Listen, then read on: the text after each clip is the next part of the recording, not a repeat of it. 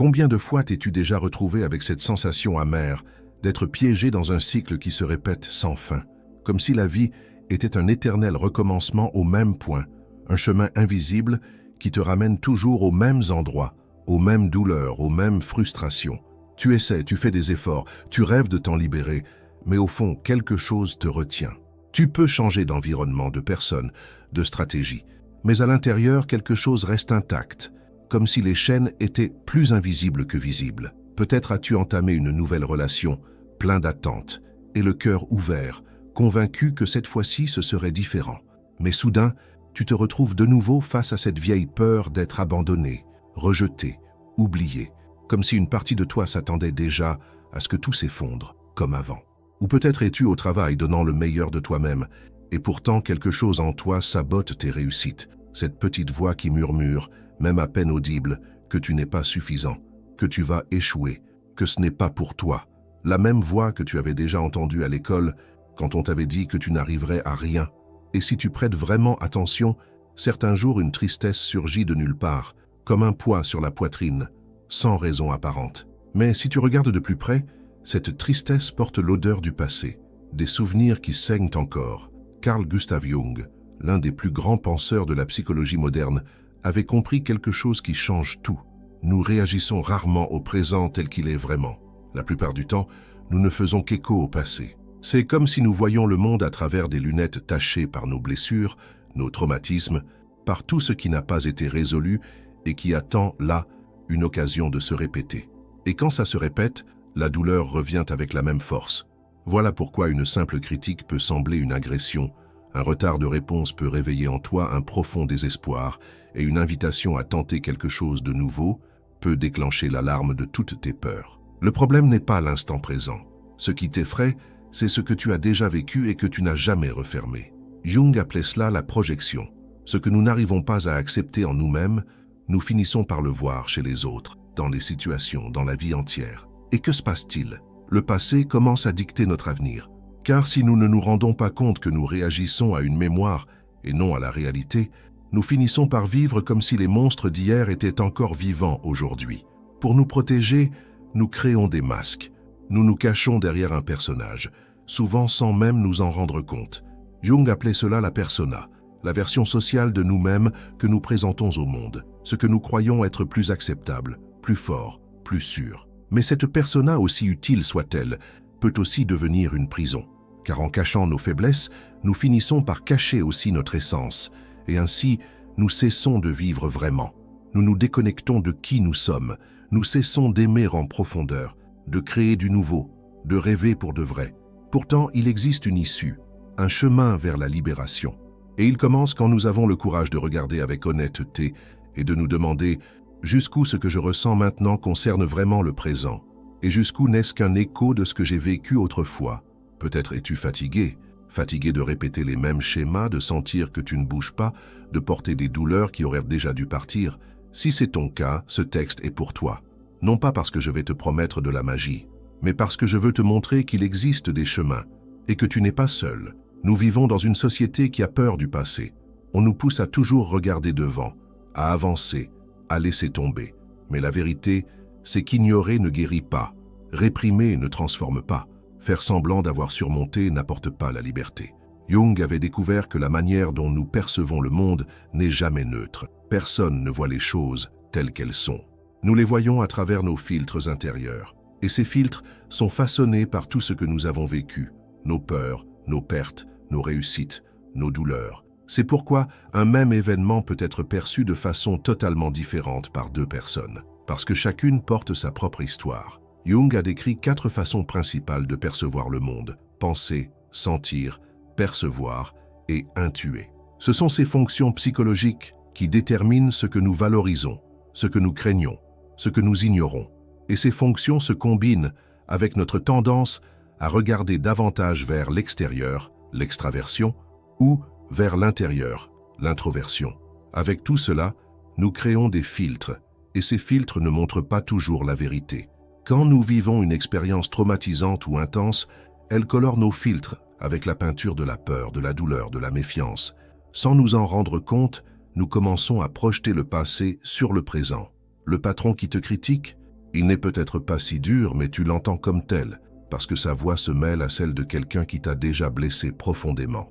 La personne qui s'éloigne, elle est peut-être simplement occupée, mais tu ressens cela comme un nouvel abandon, parce que ton corps connaît déjà cette douleur et active toutes les alarmes. Jung voyait cela tous les jours chez ses patients, des personnes brillantes, capables, mais prisonnières de schémas invisibles, vivant aujourd'hui comme si elles étaient encore enfermées dans les couloirs sombres d'hier. Et pourquoi? Parce que leur monde était vu à travers des lunettes embuées par des blessures jamais guéries. Et voici l'une des phrases les plus puissantes de Jung. Nous voyons chez l'autre ce que nous ne parvenons pas à voir en nous-mêmes. Voilà pourquoi, avant de chercher ce qui ne va pas chez les autres, nous devons regarder à l'intérieur. Si notre intérieur est blessé, c'est ce que nous verrons dans le monde. Mais, et c'est là que réside l'espérance, si nous parvenons à nettoyer ces lunettes, nous pouvons commencer à voir le présent tel qu'il est. Et alors, commencer vraiment. L'étape suivante est de comprendre les projections. Ce mot peut te sembler technique, mais ce qu'il révèle est transformateur. La projection, c'est quand nous plaçons sur les autres des sentiments, des peurs ou des parties de nous-mêmes que nous ne voulons pas reconnaître. C'est comme un miroir inversé.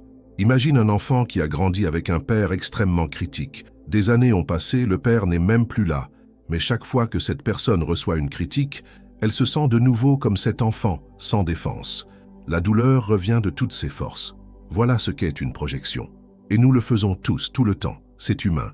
Mais lorsque nous ne reconnaissons pas que nous projetons, nous passons notre vie à réagir au passé comme s'il était encore le présent. Et tu sais ce qui est encore plus courant? Les projections positives. Combien de fois idéalisons-nous une personne comme parfaite, comme la solution à tous nos problèmes? La relation commence, nous plaçons l'autre sur un piédestal, mais avec le temps, la réalité apparaît. Et alors vient la frustration parce que l'autre ne correspond pas à l'image idéalisée que nous avions créée. Jung en parlait en profondeur lorsqu'il expliquait les images du masculin et du féminin que nous portons en nous, l'animus et l'anima. Et voici une vérité difficile, mais libératrice. Tant que nous ne reconnaissons pas que nous projetons, nous continuons à réagir de manière automatique, comme des robots programmés par le passé. Mais les projections ne sont qu'une pièce du puzzle. Les masques que nous portons, les personas, jouent aussi un rôle central dans tout cela. Dès l'enfance, nous avons appris ce qu'il était acceptable de montrer et ce qu'il était trop dangereux de révéler. Et ainsi, nous avons construit des personnages. La personne forte, l'amusante, la compétente, la contrôlante, celle qui n'a jamais besoin d'aide. Mais derrière ces masques, il y a souvent un cri étouffé, une peur que personne ne voit, une solitude que personne n'imagine. Le problème n'est pas de porter un masque. Nous en avons tous besoin pour fonctionner socialement.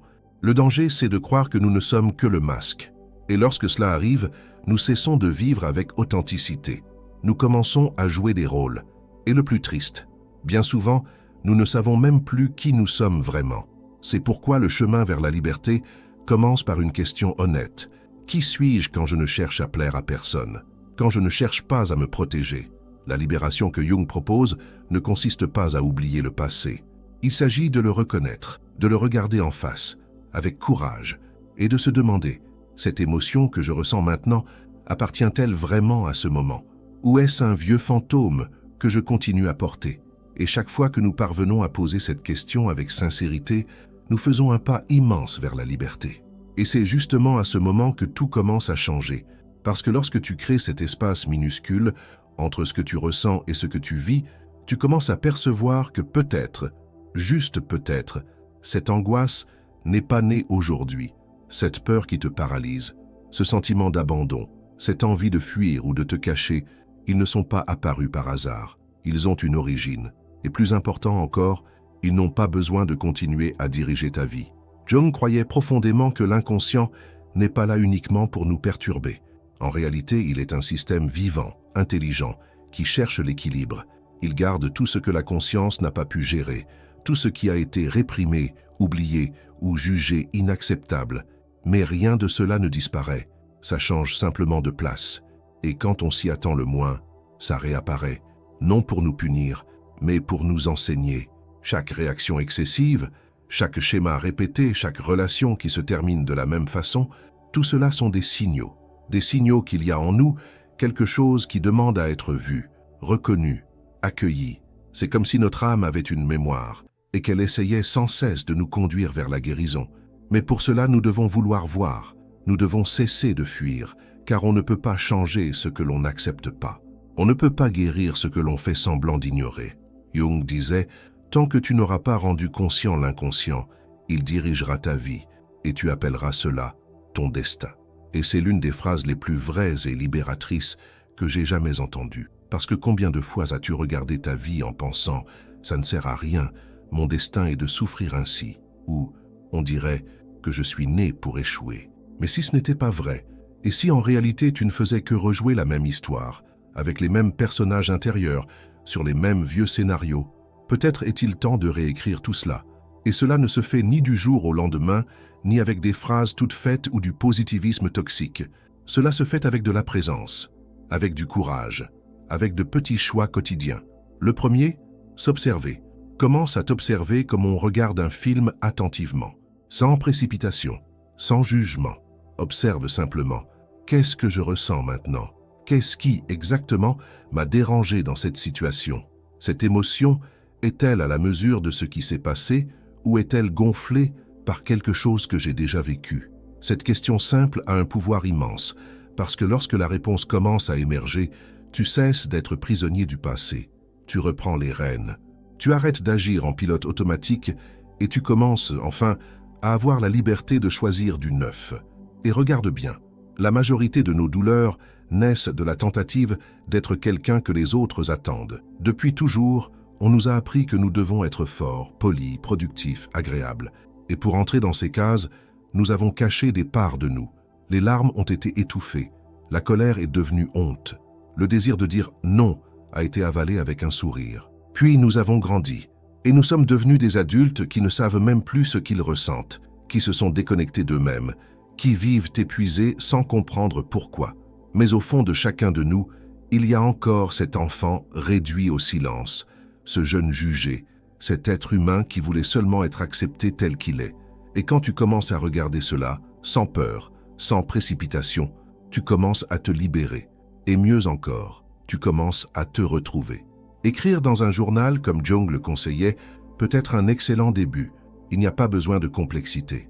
Assieds-toi simplement en fin de journée et demande-toi « Qu'est-ce qui m'a touché aujourd'hui? Qu'est-ce qui m'a blessé? Qu'est-ce qui m'a fait me sentir déconnecté de moi-même » En écrivant, tu commences à voir apparaître des schémas. Tu commences à comprendre tes déclencheurs. Tu commences à te reconnecter. Et c'est une forme puissante de guérison. Une autre pratique transformatrice consiste à commencer à nommer tes masques. Oui, à leur donner des noms.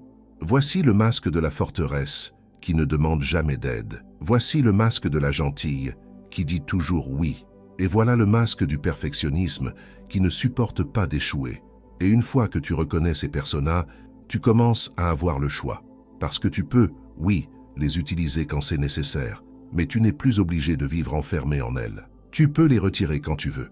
Tu peux montrer ton vrai visage.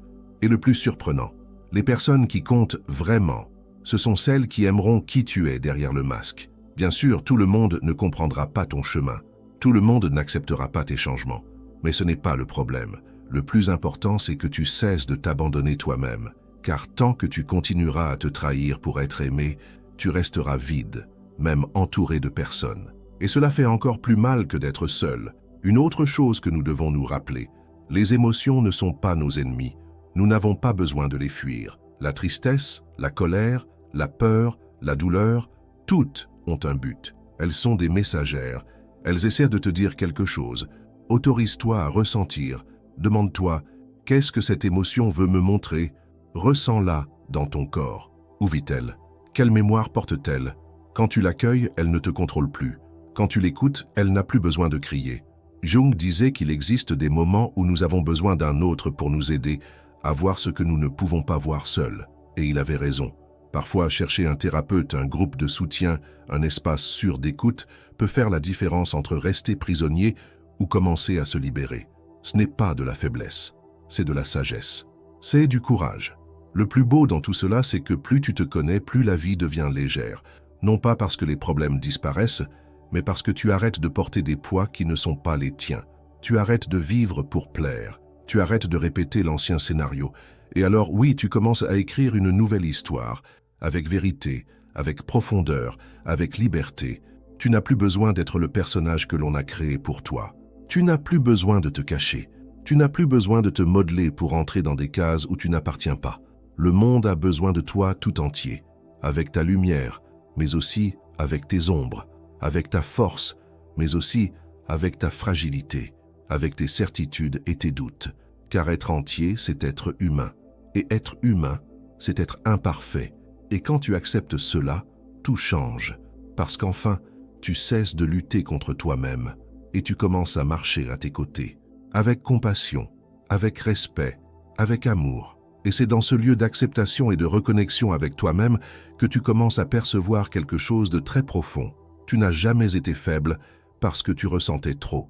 Tu n'as jamais eu tort d'avoir peur, de porter de vieilles douleurs, de répéter des schémas qui semblaient incassables. Tu essayais simplement de survivre du mieux que tu pouvais. Et maintenant, avec ce nouveau regard, avec cette conscience qui s'éveille, tu peux enfin cesser de seulement survivre et commencer à vivre vraiment. Quand tu comprends que tu n'es pas ton passé, que tes réactions ne définissent pas qui tu es, mais qu'elles montrent simplement où il reste des blessures qui demandent de l'attention, tu commences à avancer avec plus de légèreté. Et c'est l'un des plus grands actes de courage que quelqu'un puisse avoir. Regarder en soi et choisir de changer. Non pas pour devenir une autre personne, mais pour retrouver celui que tu as toujours été, avant tout ce qui t'a blessé. Cette marche demande de la vérité. Elle exige que tu cesses de te cacher de toi-même et que tu commences à vivre avec authenticité.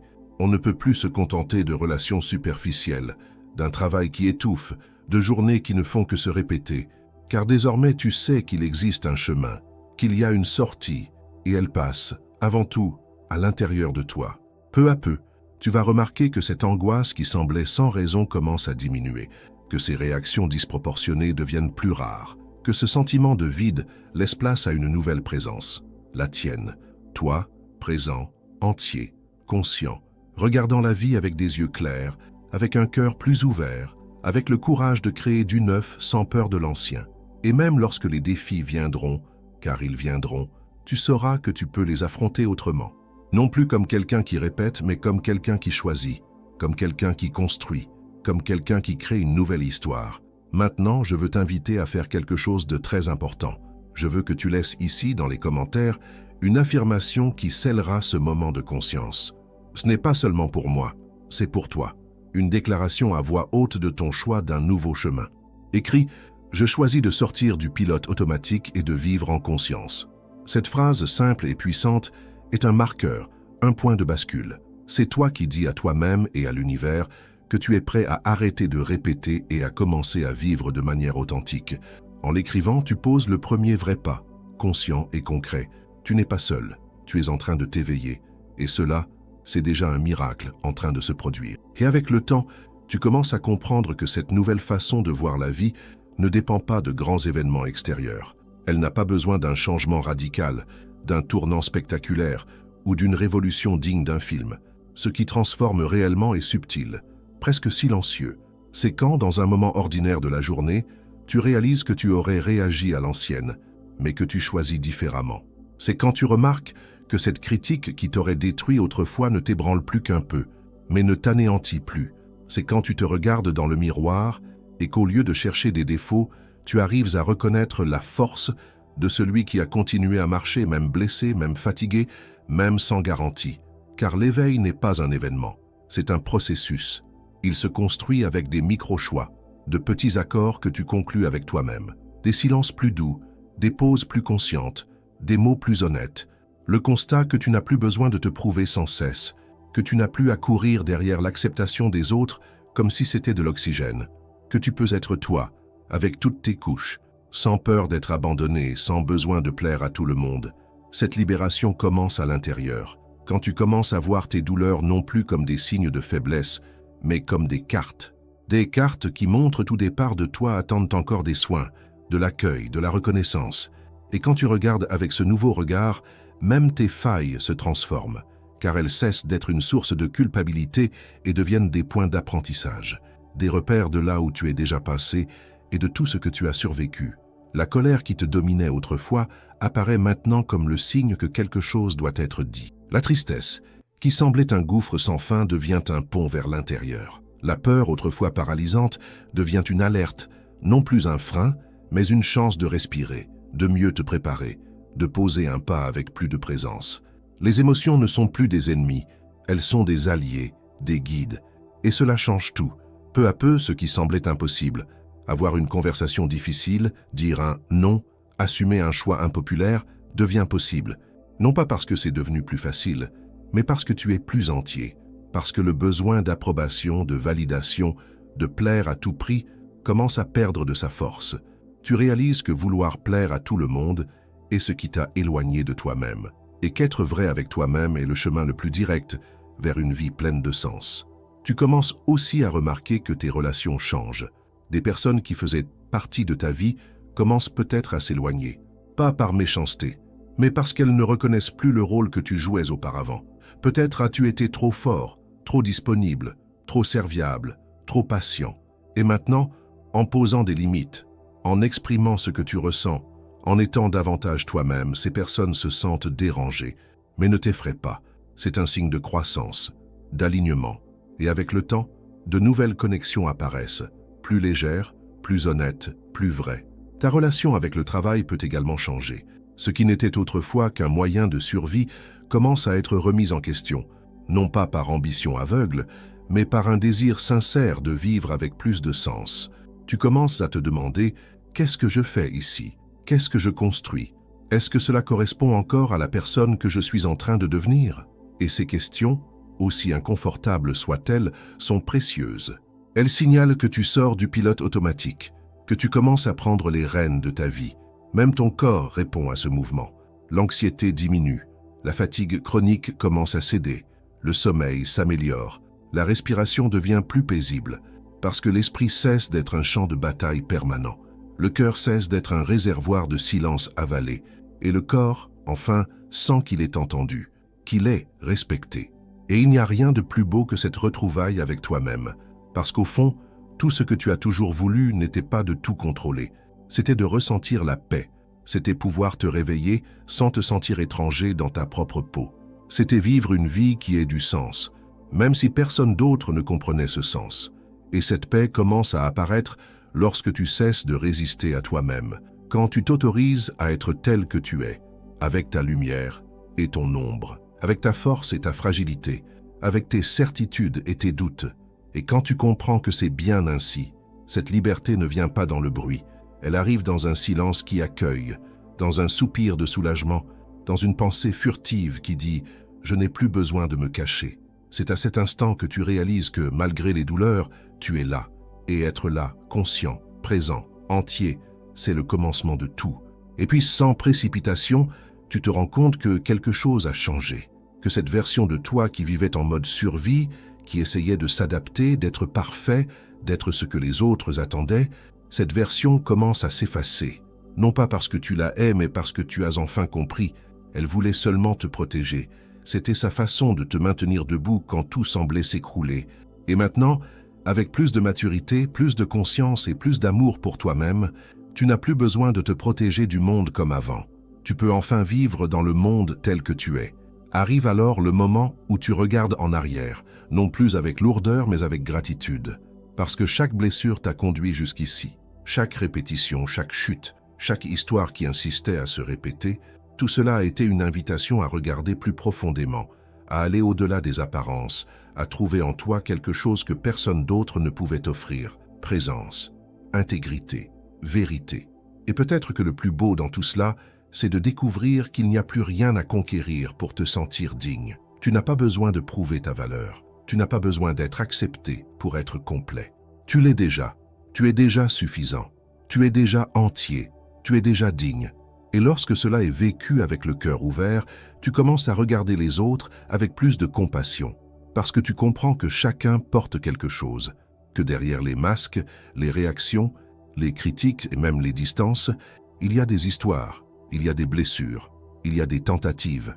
Tu commences à te relier autrement. Non plus en cherchant quelqu'un qui te sauve, mais en partageant avec quelqu'un qui a aussi choisi de se libérer. Les liens deviennent plus honnêtes, les silences cessent d'être inconfortables, la solitude devient un espace d'écoute et non de punition.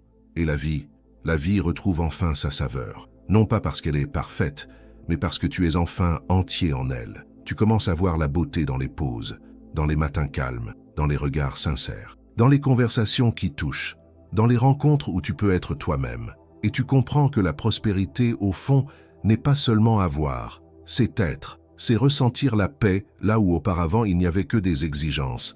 C'est avoir le courage de dire non, sans peur de perdre. C'est faire des choix alignés avec ton âme et non avec ce que le monde attend.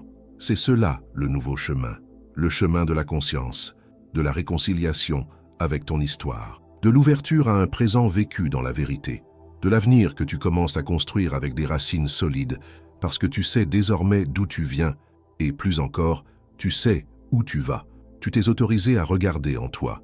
Tu as reconnu tes masques, tes projections, tes blessures, et à partir de là, tu as commencé à renaître, plus léger, plus fort, plus toi.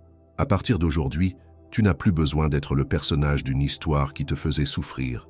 Tu peux être l'auteur d'un nouveau chemin, un chemin avec un sens, avec de la vérité, avec de la paix, un chemin où tu choisis enfin toi. Et ce choix, silencieux et puissant, change tout.